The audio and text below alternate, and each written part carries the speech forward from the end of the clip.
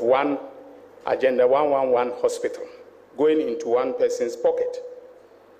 I can now confirm that at the conclusion of our investigations, that is exactly how much he stole from the taxpayers of this our beloved country.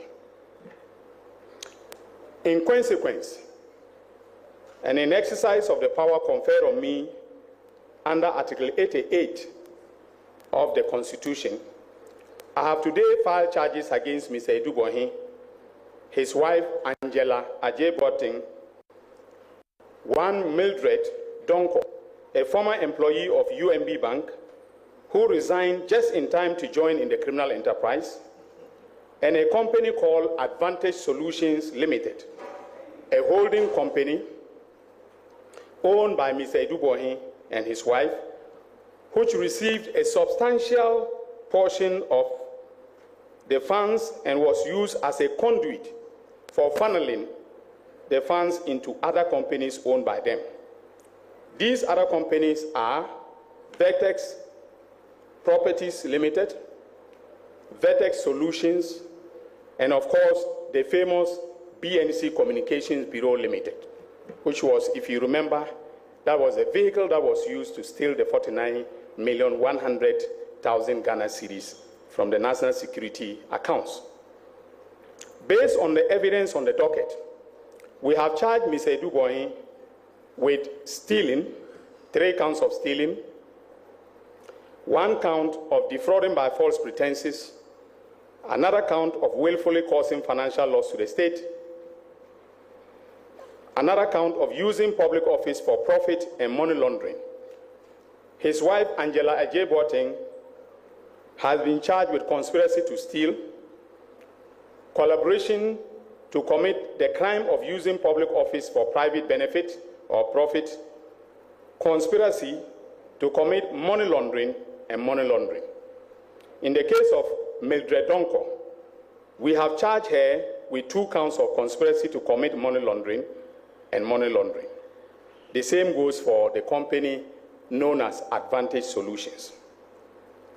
Ladies and gentlemen of the press, my fellow countrymen and women, I am keenly aware of the criticisms that were leveled against me after my March 2025 press conference. In particular, some of our compatriots accused me of judging Mr. Adu Boahen and his dear wife prior to filing charges, and others opined that what I said of them should have been left to the courts to decide. I respectfully disagree for a number of reasons. The first is that I said nothing at that press conference that suggested even remotely that their guilt had been predetermined. Far from that. As the Attorney General of this Republic, I am the first to acknowledge that no matter how watertight the evidence of a prosecutor is, the accused is still entitled to be presumed innocent until proven guilty. That is a principle enshrined in Article 19 of our Constitution. And I cannot go against that cardinal principle. The second reason why I disagree with those of my fellow countrymen and women who think that the matters are dealt with at these press conferences should be left to the courts is that the constitutions require that we act, at least in public office, with probity and accountability.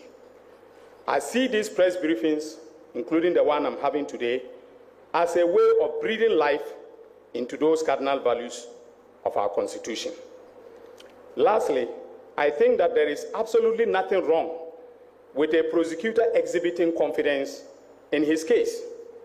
With particular reference to the case under review, the diligent investigations by the Economic and Organized Crimes Office led by Mr. Raymond Archer gives me a high level of hope and confidence that, all things being equal, I will obtain convictions on most, if not all, of the charges that I have preferred today.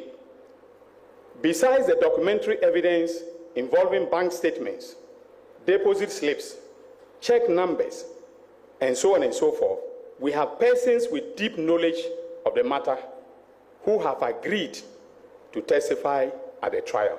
Persons with very deep knowledge, primary persons who were close to the action, have agreed after having been, interrogated.